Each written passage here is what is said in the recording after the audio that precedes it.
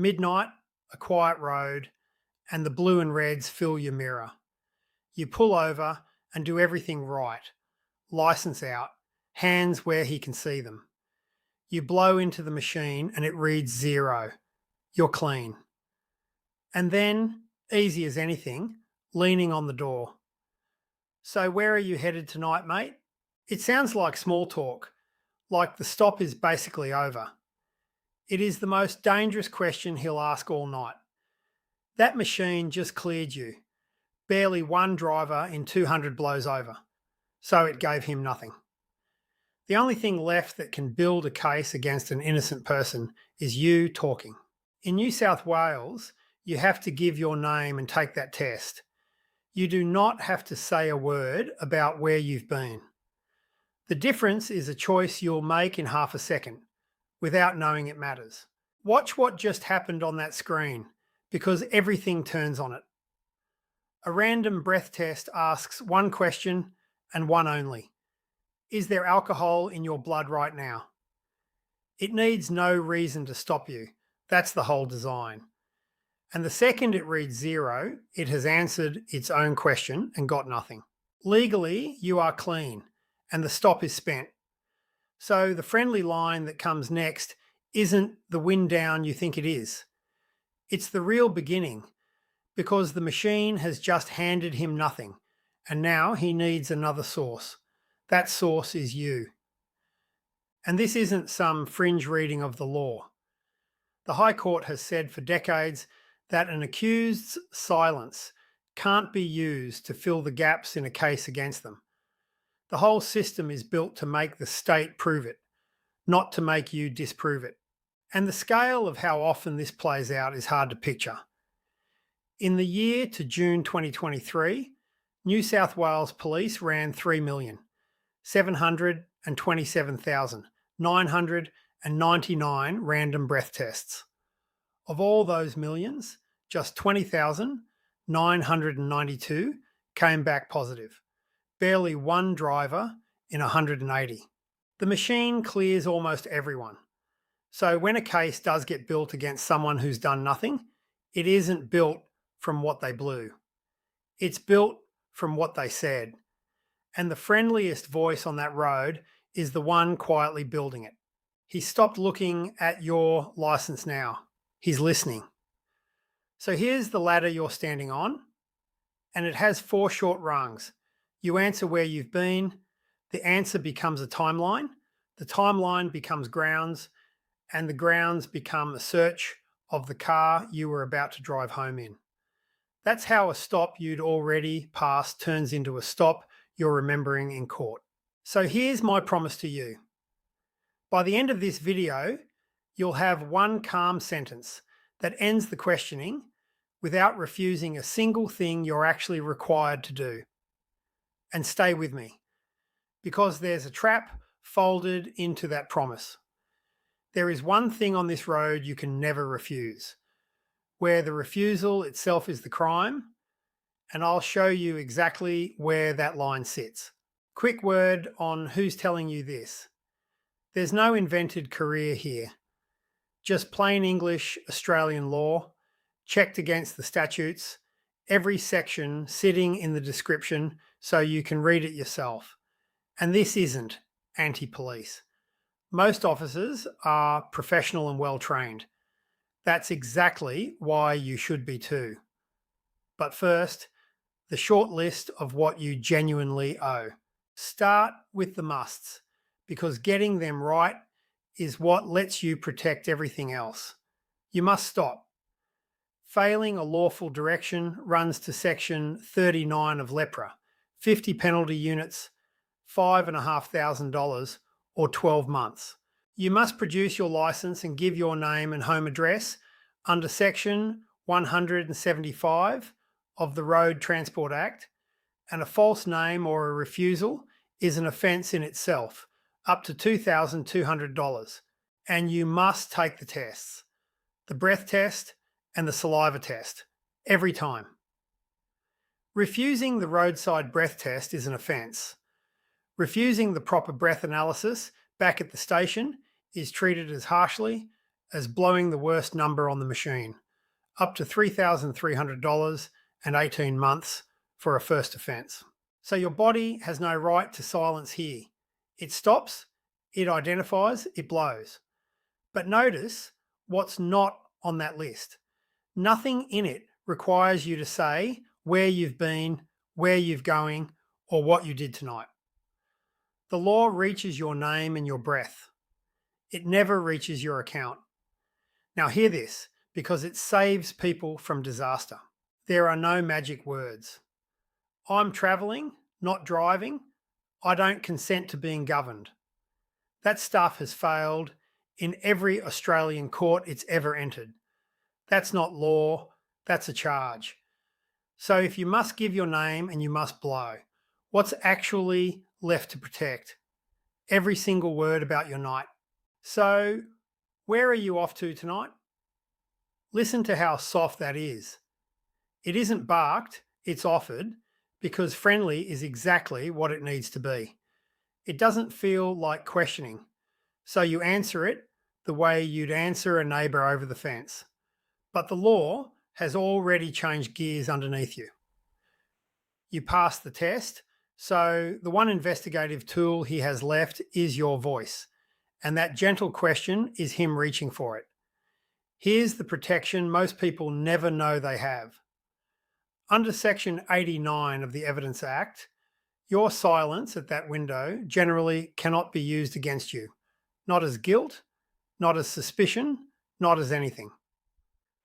There is one narrow exception, Section 89A, but it only bites after a formal caution given with your lawyer physically beside you, which is impossible at a car door on a dark road.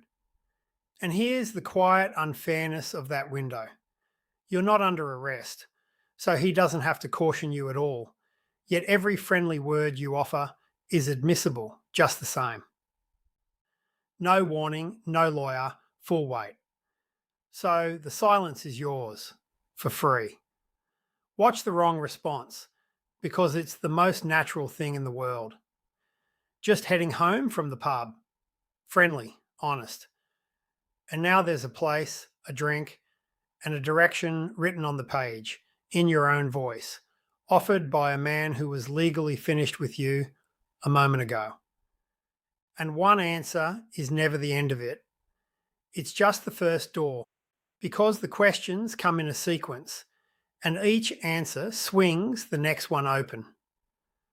Where'd you start the night? Then who were you with? Then have much to drink? Then, softest of all, anything in the car I should know about. Feel how each one builds on the last. Every answer narrows your account, a timeline in your voice, a mate named by you, a number of drinks that can be measured against a reading you already passed clean. None of it feels like a trap, because none of it sounds like one. It sounds like a chat on a quiet road. But here's the standard it's all feeding. In R versus Rondo, the Court of Criminal Appeal, through Justice Smart, set out what police need before they can search: a reasonable suspicion, which involves less than a reasonable belief, but more than a possibility. And there must be some factual basis for it. Read that again, because it's the whole game. Your answers are how a hunch gets its factual basis. He arrived with nothing. 4 friendly replies later, he has a story to point at. Say you left at 11. His notebook says 11:20 from the plate reader 2 suburbs back, and an honest slip of tired memory now reads like a lie you chose to tell. The wrong response is honesty offered freely into a machine that's recording it. And here's the cruel part. You can't fix that by lying either, because a false account isn't a clever escape. It's a second crime. If you give a false name, that's an offence on its own under Section 175. And if you tell a story meant to throw him off the scent, nah, been home all night, when you haven't, You've stepped toward perverting the course of justice, Section 319 of the Crimes Act, which carries up to 14 years. Sit with the shape of that. Tell the truth, and you might hand him grounds. Tell a lie, and you might hand him a far worse charge than the one you were avoiding. So people try to thread it. They shade the truth, soften it, add a harmless little untruth. And that shading is the worst move of all, because now there's a provable inconsistency with your name on it. The only safe path isn't a better story, it's no story. And the law protects that from Street versus Bauer.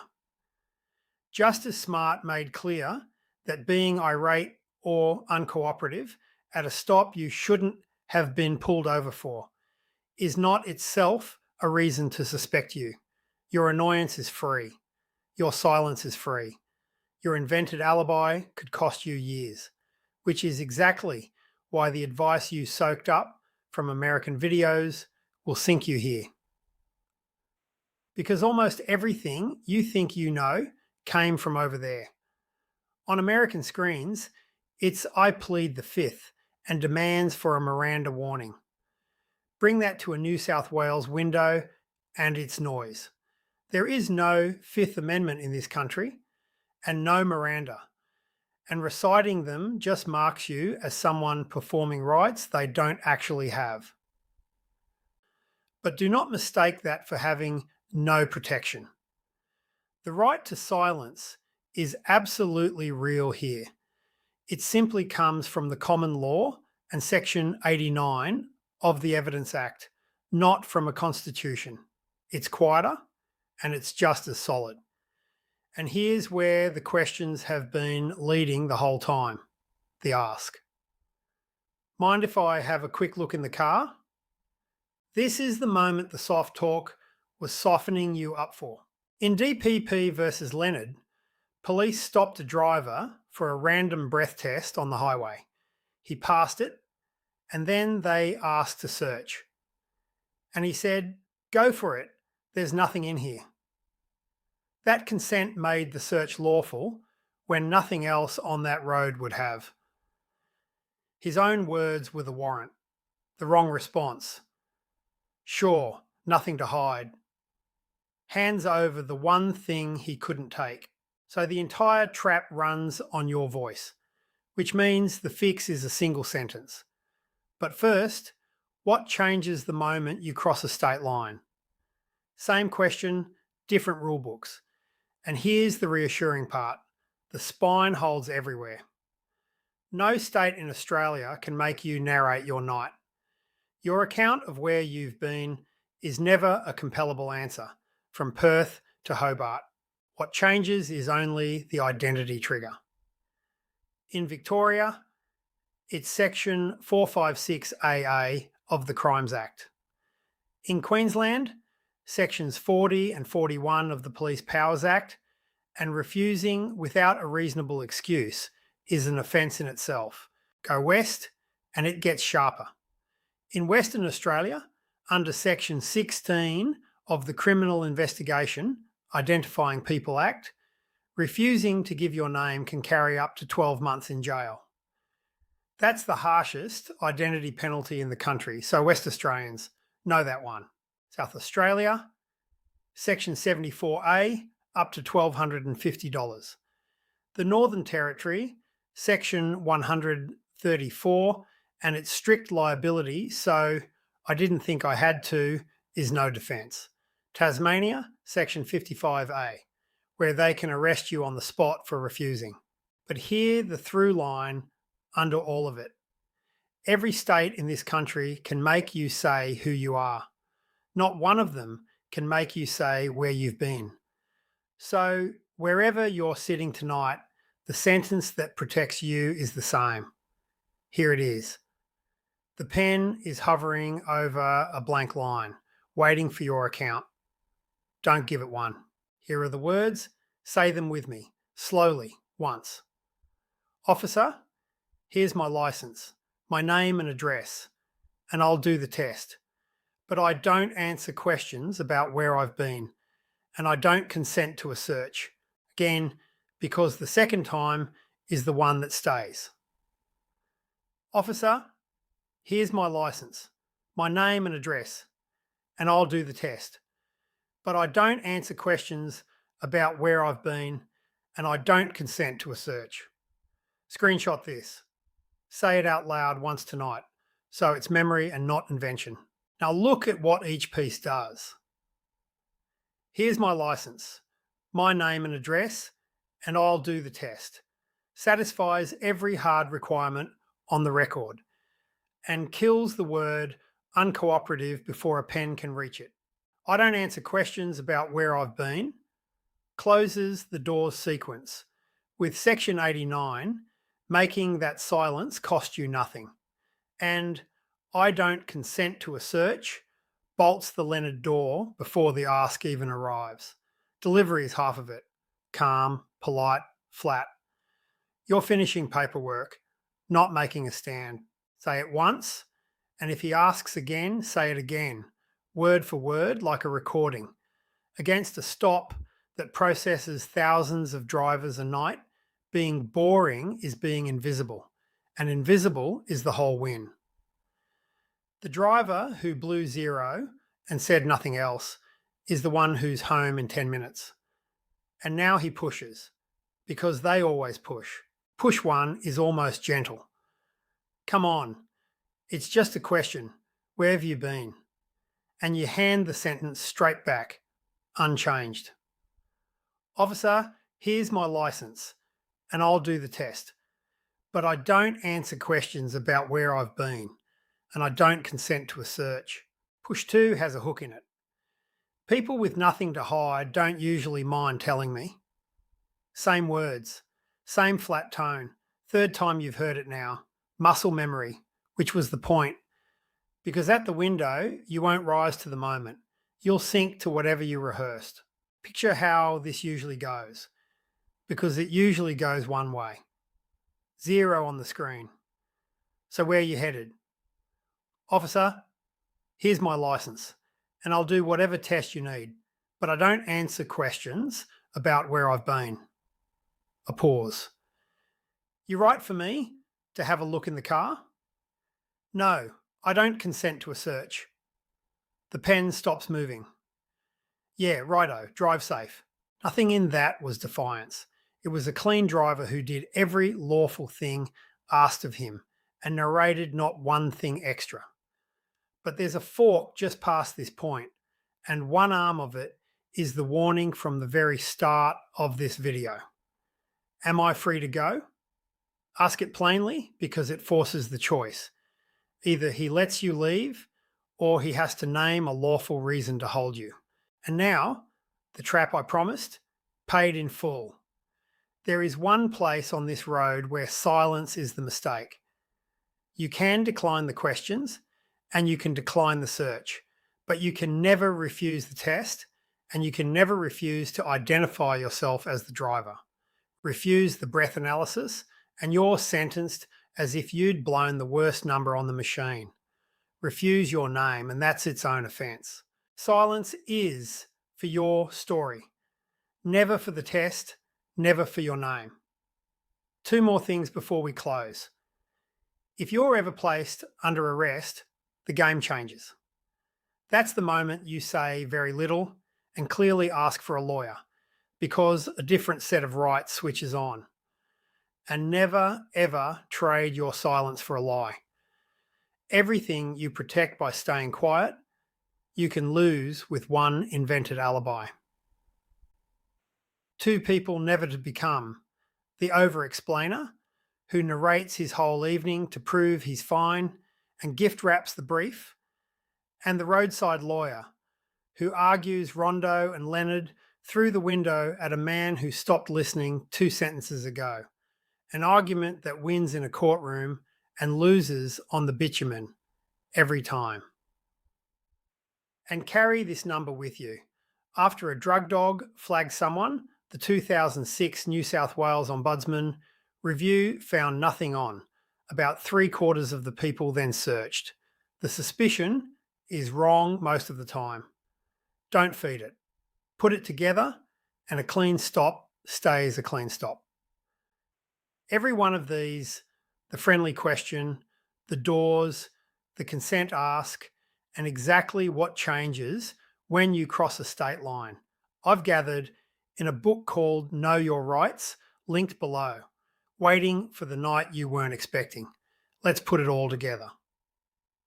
Officer, here's my license, my name and address, and I'll do the test.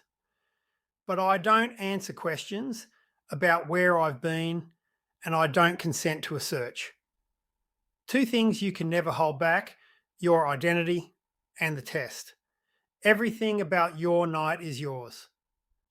Remember the number that started all this: nearly 4 million breath tests.